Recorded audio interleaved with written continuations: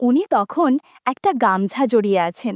ঠাকুরঘরের এক কোণে মেঝেতে শাড়ি, পেটিকোট, ব্লাউজ পরে আছে।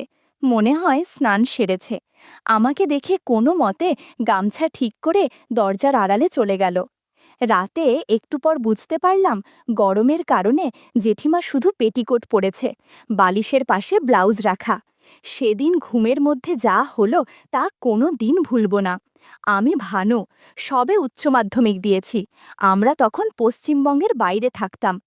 বাবা বাইরে থাকার জন্য আমাদের দেশের বাড়ির সঙ্গে আমাদের সেই রকম কোনো যোগাযোগ ছিল না। প্রায় ৮ বছর আমরা আমাদের দেশের বাড়ি মানে মেদিনীপুরের এক ছোট গ্রামে যাইনি। আমার সদ্য মাধ্যমিক পরীক্ষা শেষ হয়েছে, সামনে দাবার উচ্চ মাধ্যমিক। এমন সময় জ্যাঠামশাইয়ের চিঠি এলো যে আমার ছোট জ্যাঠতুতো দাদার বিয়ে। আমরা যেন সবাই দেশের বাড়ি যাই। বাবা মা নিজেরা আলোচনা করে ঠিক করলো যে আমাকে একাই পাঠাবে, কেননা আমি যথেষ্ট বড় হয়েছি। তাই একটা সোনার হার আমার হাতে দিয়ে সাবধানে রাখতে বলে বাবা আমাকে ট্রেনে চড়িয়ে দিলেন। সঙ্গে জ্যাঠাকে একটা চিঠিও দিলেন, যাতে ফেরার সময় আমাকে যেন কেউ ট্রেনে তুলে দেয়। প্রায় ঠিক সময়ে মেদিনীপুর পৌঁছে দেখি এক ভদ্রলোক আমার নাম লেখা কাগজ নিয়ে দাঁড়িয়ে আছে। বয়স প্রায় ২৮-৩০ হবে। ও বাবা, পরিচয় হবার পর জানলাম উনি আমার জাট্টুতো মেজদা। মেজদার সাথে বাসে করে গ্রামের বাড়ি যেতে যেতে অনেক কথা হলো। অনেক দিন পর গ্রামে যাচ্ছি, প্রায় কিছুই চিনি না। সেই বোধহয় ক্লাস 2 বা 3তে পড়ার সময় একবার এসেছিলাম। প্রায় ঘণ্টাখানেক বাসে যাওয়ার পর এক জায়গায় নেমে আরও প্রায় 2 কিলোমিটার হেঁটে বাড়ি পৌঁছালাম। তখন বিকাল। আমাকে দেখেই সবাই হৈ হৈ করে দেখতে ভিড় করল। আমি তো কাউকেই চিনি না। এমন সময় জেঠিমা বলতে বলতে এলো, সর সর, সবাই সরে যা, দেখি দেখি। ও মা, আমার ভানু কত বড় হয়ে গেছে, আর কি সুন্দর! কতটুকু দেখেছি বাবা তোকে, আর আজ কি দেখছি! এবার তোমার বিয়ে হয়ে গেলেই তোমার পালা। হারে, তোরা কি এই বুড়ো বুড়িকে একদম ভুলে গেলি যে, আশাই ছেড়ে দিলি? চল চল, আগে হাত পা ধুয়ে কিছু খেয়ে নে, মুখটা তো একদম শুকিয়ে গেছে। আমি লজ্জা লজ্জা মুখ করে হাত পা ধুয়ে খেতে বসি। মুড়ি, নারকেল কোড়া আর মিষ্টি। গ্রামে মাটির বাড়ি আর বিদ্যুৎ নেই। জেঠিমা হাত পাখা নিয়ে আমাকে হাওয়া করতে করতে যত্ন করে খাওয়াতে থাকেন। বাড়ির সব আত্মীয়দের সাথে পরিচয় করান। আমার জেঠিমাকে দেখতে খুব সুন্দর, হাইট 5 ফুট হবে, ফর্সা গায়ের রং, নাক আর ঠোঁট একটু মোটা, মাথায় কাঁচা পাকা চুল, কপালে একটা বিশাল সিঁদুরের টিপ, একটা লাল পাড় সাদা বুটি দেওয়া শাড়ি, টাইট পুরনো ব্লাউজ পরা, মাথায় আধঘোমটা দেয়া। মাটিতে বসে উনি আমাকে আমার বাড়ির কথা জিজ্ঞাসা করতে লাগলেন। এবার জ্যাঠামশাই এলেন। উনি প্রায় 6 ফুট লম্বা, কিন্তু কালো কুচকুচে আর খুব রোগা। ওনার সাথেও অনেক কথা হলো। পরের দিন বিয়ে, তাই সবাই ব্যস্ত। ছোড়দার সাথে একটু গ্রামে ঘুরে রাত 8টার মধ্যে বাড়ি ফিরে এলাম।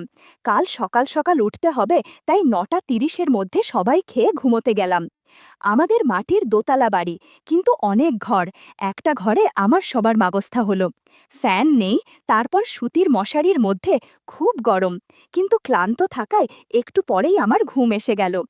আধো ঘুমে মনে হলো কেউ যেন আমায় বাতাস করছে। ঘুমের ঘোরে শুনতে পেলাম বৃষ্টি নেমেছে, টিনের চালে ঝমঝম করে আওয়াজ। আমি গভীর ঘুমে তলিয়ে গেলাম। মাঝ রাতে হঠাৎ ঘুম ভেঙে গেল। বাইরে তখনও ঝমঝম করে টিনের চালে বৃষ্টির আওয়াজ হচ্ছে। ঘরের মধ্যে আধো আলো আধো অন্ধকারে একটা আবছায়া মায়াবী পরিবেশ। কেমন যেন একটা ভ্যাপসা গরম লাগছে। এপাশ থেকে ওপাশ ফিরে শুতেই মনে হলো কেউ একজন আমার পাশে শুয়ে নাক ডাকছে। অন্ধকারে কিছুই বুঝতে পারছি না, শুধু নাক ডাকার শব্দ। এমন সময় গাছের কতবেলের সাথে কয়েকবার ধাক্কা লাগলো। এতেই কেমন যেন ঘামড়ে গেলাম আমি। একটু পর বুঝতে পারলাম পাশে যে ঘুমিয়ে নাক ডাকছে সে গরমের কারণে শুধু পেটিকোট পরেছে, বালিশের পাশে ব্লাউজ রাখা। আচমকা উনি নাক ডাকা থামাতেই আমি তড়িঘড়ি সাবধান হয়ে যাই। ভাবি উনি জেগে গেলেন নয়তো। এমন সময় বলে উঠল, কিরে ভানু, কিছু হয়েছে নাকি? আমি চমকে উঠলাম। এ কি, আমার পাশে আমার নিজের জেঠিমা শুয়েছিলেন! আমার 52 বছর বয়সী জেঠিমার সাথে কি হয়ে গেল একটু আগে! ছি ছি, উনি কি ভাববেন, যদি বোঝেন তাহলে লজ্জায় পড়ে যাব। আমি আধো ঘুমের স্বরে বললাম, হ্যাঁ জেঠিমা, কিছু বলবে? জেঠিমা বলল, বাবা, এই গরমে কি করে গেঞ্জি পরে আছিস? গরমে তো ঘুম আসবে না। তোর তো অভ্যাস নেই গ্রামের এই পচা গরমে থাকার, আর বাইরে গেলে তোর বালিশের পাশে টর্চ রাখা আছে, সেটা নিয়ে যাস। আমারও যে কি বাজে অভ্যাস হয়েছে গরমে, কিছু পরে থাকতে পারি না। তোর কাছে আবার লজ্জা কি, তুই আমার সব সন্তানের থেকেও ছোট। বলে জেঠিমা ঘুমাতে বলল। এমনভাবে ঘুমালো যেন আমি অস্বস্তিতে পড়ে গেলাম। তবে বুঝতে পারছিলাম জেঠিমা মনে হয় ইচ্ছে করেই এরকম করেছে। আমি নিয়মিত ব্যায়াম করি বলে আমার প্রতি অনেকের একটা টান আছে। জেঠিমাও তার ব্যতিক্রম নয়। কিন্তু আমাকে তাড়াহুড়ো করলে চলবে না, ধীরে সুস্থে আগাতে হবে। কিছুক্ষণ ঘুমের মধ্যে জেঠিমা বলল, এই ভানু, এই পাগলা, এ কি করছিস? ওই নোংরা জায়গায় কেউ হাত দেয়? শিগগির হাত সরা, বাবা সরা বলছি। বন্ধুরা, ইউটিউবের কড়া নিয়মের কারণে কিছু বিষয় সরাসরি বলা যাচ্ছে না। তোমরা কমেন্টে দেয়া লিঙ্ক থেকে আমার ওয়েবসাইট ভিজিট করো, সেখানে একদম খোলামেলা গল্প দেয়া আছে। আমি কোনো বারণ শুনলাম না। জেঠিমার প্রতি কেমন একটা মায়া হলো। জ্যাঠা বয়সের কারণে বুড়ো হয়ে গেছে, এমন আগের মতো কিছুই পারে না। আসলে গ্রামের কালচারটাই এমন, বয়স্ক লোকের সাথে মেয়েদের বিয়ে দেয়, সংসার করে, কিন্তু মেয়েদের অনেক কিছু না পাওয়াই রয়ে যায়। যেমন আমার জেঠিমা, তার ভাব কায়দায় বুঝতে পারছিলাম সে সুখী না, তাই আমার সাথে গল্প করতে চায়। সুযোগ বুঝে আমিও গল্প করে নিলাম। একদিকে বৃষ্টি হচ্ছে, অন্যদিকে আমরা গল্প করছি। জেঠিমা বলল যে, বাবা এখন গাছের কত বেল খেয়ে নে, এরপর গুড়ের রস খাস। জেঠিমার কথায় আর না করলাম না। ঘণ্টাখানেক কেটে গেল। আমি বললাম, জেঠিমা জাদুর লাঠির আশীর্বাদের প্রসাদ খেয়ে নাও। জেঠিমা খুব যত্ন করে প্রসাদ খেলো, একটুও অপচয় করল না। এদিকে বৃষ্টি থেমে গিয়ে সারা ঘরে সূর্যের ঝকঝকে আলো আসতে শুরু করেছে। জেঠিমা বলল, ওমা, এ দেখি সকাল হয়ে গেছে। হায় ভগবান, তাড়াতাড়ি উঠে পড়ে ভানু। আমি উঠে আয়নার সামনে দাঁড়াই। ওদিকে জেঠিমা সব ঠিকঠাক করে রেডি হয়ে গেলেন। আয়নায় নিজের চেহারা দেখে অবাক হয়ে গেলাম। নাকে মুখে গুড়ের রস লেগে আছে। আয়নার আরও কাছে যেতে দেখি আমার দাড়িতে কয়েকটা বড় কোঁকড়ানো চুল লেগে আছে। জেঠিমা কতকাল ধরে চুল কাটে না কে জানে। গ্রামের মেয়েরা বা মহিলারা মনে হয় এত আধুনিক নয় যে সপ্তাহে সপ্তাহে চুল কাটবে। এসব ভাবতে ভাবতে নিজেকে গুছিয়ে নিলাম। অনেকক্ষণ ধরেই নিচের থেকে হইচইয়ের আওয়াজ ভেসে আসছিল। উলু আর শঙ্খের আওয়াজ শুনে জানলা দিয়ে নিচের উঠোনে দেখি দাদার গায়ে হলুদের পর্ব চলছে। প্রচুর মহিলারা একটা বাটি থেকে বাটা হলুদ নিয়ে একে অপরকে দিচ্ছে, হাসাহাসি করছে। ছেলেরাও যোগ দিয়েছে। জেঠিমাকে দেখি স্নান করে একটা লাল ব্লাউজ আর লাল পাড়, লাল ছোট ছোট বুটি দেওয়া একটা তাঁতের শাড়ি পরেছেন। কপাল জুড়ে একটা মস্ত বড় লাল টিপ পরেছেন, আর খুব হলুদ খেলছেন। ছোড়দা সারা গায়ে হলুদ মেছে মাঝে দাঁড়িয়ে মিটমিট করে হাসছে। জেঠিমার পাড়াতুতো বান্ধবীরাও ছোড়দাকে হলুদ দিচ্ছে, আর ওনার পানে কানে ফুসফুস করে কী সব বলে আর হাহা করে হাসছে। হঠাৎ দেখি জেঠিমা বাটি থেকে একটু হলুদ নিয়ে সিঁড়ির দিকে আসছেন। বুঝলাম যে উনি দোতলায় আসছেন। সবাই ব্যস্ত ছিল হলুদ খেলতে। দেখলাম ওনার ওপরে উঠে আসা কেউ লক্ষ্য করছে না। বারান্দায় ওনার ভারী পায়ের শব্দ পাচ্ছি, থপ থপ করে আমার ঘরের দিকে আসছে। আমি দরজার আড়ালে লুকোলাম। জেঠিমা খাটের দিকে এগোলেন। সুতির মশারি ফেলাই ছিল, তাই বাইরে থেকে দেখা যাচ্ছিল না ভেতরে কে আছে। উনি ফিসফিসিয়ে ডাকলেন, এই ভানু, কোথায় গেলি? আমি আস্তে করে ওনার পেছনে গিয়ে দাঁড়ালাম। উনি চমকে উঠলেন, এই ভানু, সাত সকালে কি করছিস? দরজা পুর খোলা, কেউ দেখে ফেললে মুশকিল হয়ে যাবে। জেঠিমার কথা শুনে আমি দরজা বন্ধ করে দেই। জেঠিমা ভয়ার্থ দৃষ্টিতে আমার দিকে তাকিয়ে বলল, এই ভানু, সাত সকালে কি শুরু করলি? এখন নিচে চল বাবা, কেউ এসে গেলে সর্বনাশ হয়ে যাবে।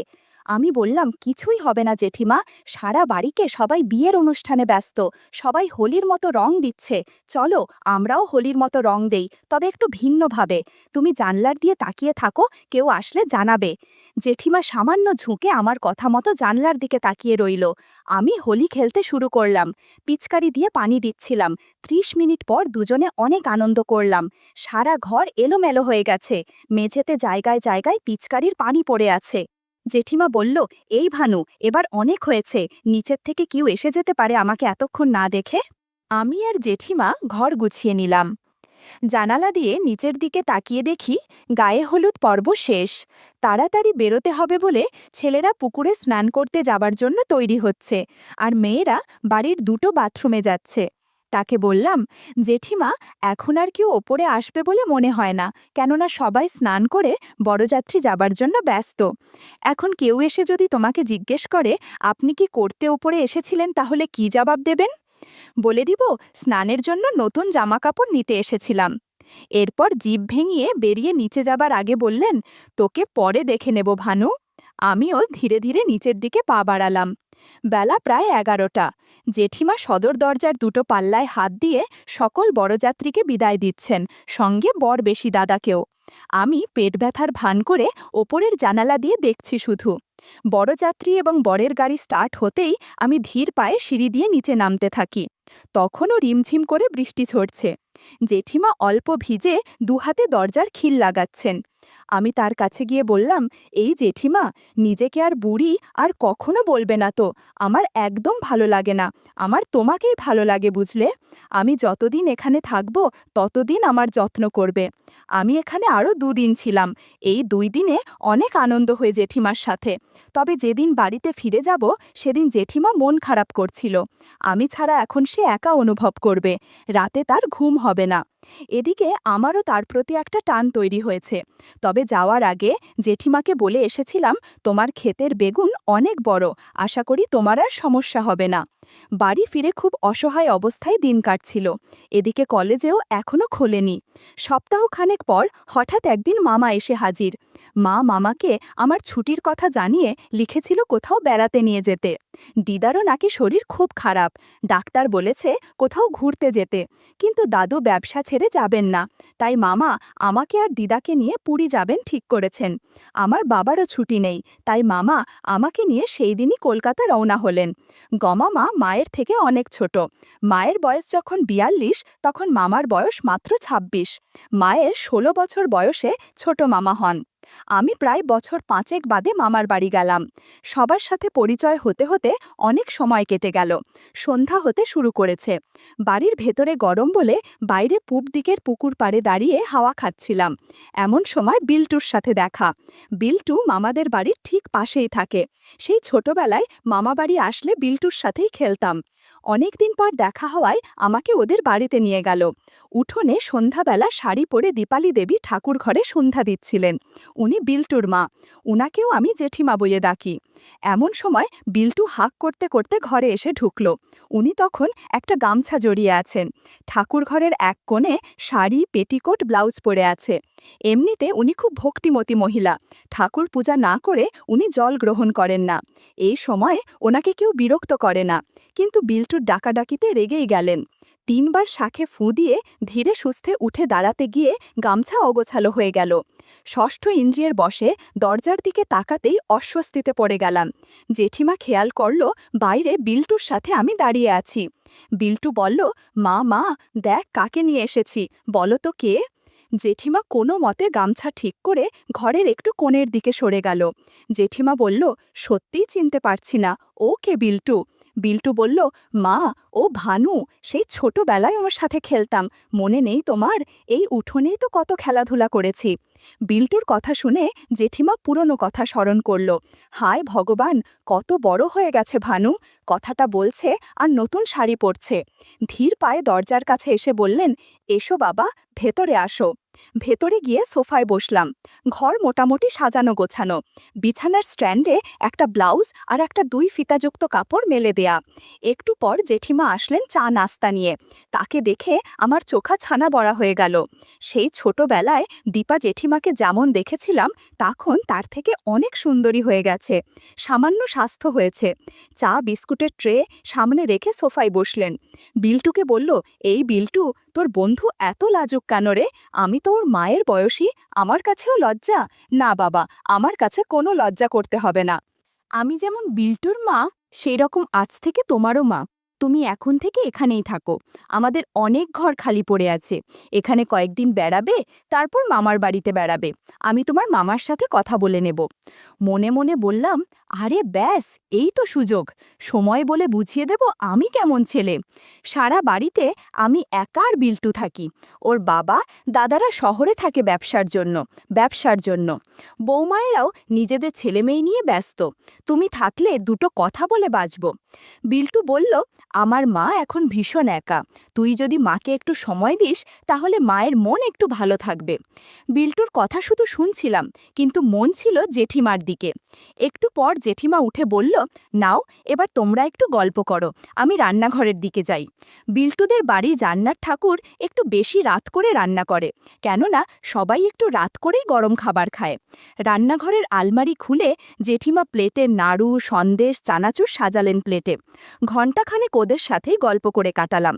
এমন সময় বিল্টুর বাবা ফোন করে বলল, দোকানে ভোক্তা অধিকার দপ্তরের লোক এসেছে কাগজপত্র যাচাই করতে, তাই জরুরিভাবে শোরুমের কাগজপত্র নিয়ে বিল্টকে শহরে পাঠিয়ে দিতে। বিল্টু তড়িঘড়ি করে বের হলো। ও যাওয়ার পর মামাকে দিবা জেঠিমা বলে এসেছে, ভানু 2 দিন আমাদের বাড়িতে থাকবে, তারপর তোমাদের বাড়িত। মামা প্রথমে রাজি না হলে জেঠিমার কথার সাথে আর পেরে উঠল না। পরের দিন স্নান সেরে দোতলায় বসে আছি। জেঠির ডাক শুনে একতলায় নেমে দেখি ঘরের দরজা বন্ধ। তবে কি জেঠি নিচে আছেন? নামার আগে দরজার ফাঁকে চোখ দিতেই বিপদ ঘনিয়ে এলো। স্নান সেরে দাঁড়িয়ে আছে, কেমন যেন অনুভূতি হচ্ছিল। বন্ধুরা, এই ইউটিউবের কড়া নিয়মকানুনের জন্য কিছু ঘটনা সরাসরি বলা যাচ্ছে না। তোমরা কমেন্টে দেয়া লিঙ্ক থেকে আমার ওয়েবসাইট ভিজিট করো, সেখানে একদম খোলামেলা গল্প দেয়া আছে। সেই সময় জেঠিমা দরজা খুলে বলল, বাবা শোনো, জামাটা থাদে মেলে দিয়ে এসো। এই বলে আমার পাশ দিয়ে যাবার সময় বুঝতে পারলাম জেঠিমা শ্যাম্পু করেছে। দারুণ লাগছিল জেঠিমাকে। আমি জামা কাপড়ের বালতি হাতে নিয়ে সিঁড়ি ধরে উঠতে উঠতে ভাবলাম, না, এভাবে আর সময় নষ্ট করা যাবে না। আমি জামা কাপড় ছাদে মেলে দিচ্ছিলাম আর একটু আগের ঘটে যাওয়া ঘটনা স্মরণ করছিলাম। জামা কাপড় মেলে দিয়ে জেঠিমার ঘরের দিকে পা বাড়ালাম। ভর দুপুরে কেমন যেন শব্দ ভেসে আসছে। মনের মধ্যে কৌতূহল জাগল। দরজার মাঝে উকি দিতেই দেখি জেঠিমা ফোনে একটা সিনেমা দেখছে। তার হাতে একটা চিকন পারফিউমের বোতল, সেটা দিয়ে কি যেন করছে। নানান বিষয় মাথায় ঘুরছে, কিভাবে কি করব, কিন্তু ভাগ্য যেখানে সহায় সেখানে আটকায় কে। শেষ মুহূর্তে আমি ঘরে ঢুকে পড়লাম। আমাকে দেখে জেঠিমা বলে উঠল, হায় ভগবান, এ কি হলো? আমি বললাম, কিছু হবে না, তোমার মতো আরেক জেঠিমাও এই একই কথা বলেছে। এভাবে নিজে নিজে কষ্ট না করে আমাকে বলো, আমি তোমাকে সাহায্য করব। কথা শেষ না হতেই দেখি জেঠিমার ঠোঁটে হালকা হাসি আর চোখে তাকিয়ে আছে জাদুর লাঠির দিকে। বলল, আমাকে আশীর্বাদ কর ভানু, না হলে আমি তো মরেই যাব। আমি জাদুর লাঠি নিয়ে জেঠিমাকে আশীর্বাদ করলাম। জেঠিমা কান্না করতে শুরু করলো। বুঝতে পারলাম এটা আনন্দের কান্না। কান্নার সাথে সাথে অনেক কথা বকতে শুরু করলো, যেগুলো সরাসরি বলা যাচ্ছে না। বন্ধুরা, তোমরা কমেন্টে দেয়া লিঙ্ক থেকে আমার ওয়েবসাইট ভিজিট করো, সেখানে একদম খোলামেলা গল্প দেয়া আছে। জেঠিমার মুখের ভাষা শুনে আমি বললাম, চুপ করো, পাড়া প্রতিবেশী শুনতে পেলে অনেক ঝামেলা হবে। 50 মিনিট পর জেঠিমা শান্ত হলো। এদিকে আমি ভাবছি কলেজের ছুটিতে অনেক আনন্দ করেছি। একটু পর জেঠিমা বাইরে যেতে লাগলো, কেমন যেন খুঁড়িয়ে খুঁড়িয়ে হাঁটছে। আমি বললাম, এভাবে হাঁটছো কেন? জেঠিমা আমার দিকে তাকিয়ে রইল। আমি বললাম, ওহ, বুঝতে পেরেছি, এবার বুঝলে তো আমি লাজুক কিনা। একটু পর বিল্টু চলে আসবে, যাও স্নান সেরে নাও বলে মামার বাড়িতে চলে গেলাম। এখানে মামির সাথে যা হলো তা তোমাদের অন্য একদিন শোনাবো।